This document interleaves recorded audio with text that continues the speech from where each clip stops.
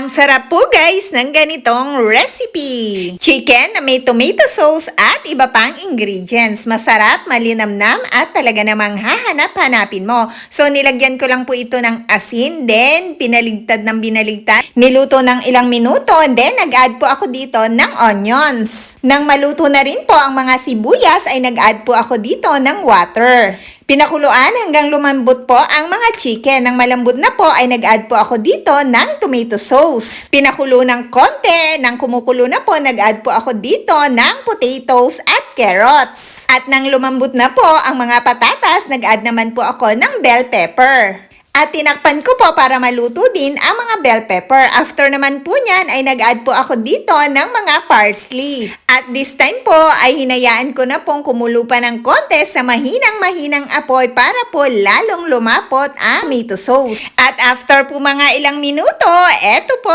at ready na ang chicken recipe na napakasarap, napakalinamnam at talaga namang hahanap-hanapin mo. At sigurado pong masisira ang aking diet for today dahil po sa masarap na ulam na ganito, lalo na po pag kinain sa mainit na rice. At pwede rin pong kainin ng ganyan na lang dahil po ang patatas nito at ang carrots ay napakalinamnam din po. At alam naman po natin na ang manok ay napakasarap po talaga. Kaya naman po guys, I know na mapaparami po talaga ang kain ko nitong chicken recipe. So sana po ay nagustuhan mo ang recipe ko for today. Napaka-easy na recipe pero napakasarap at sigurado din po ako na magugustuhan mo. Magluto ka na rin po dahil po talagang napakasarap ng ganitong recipe.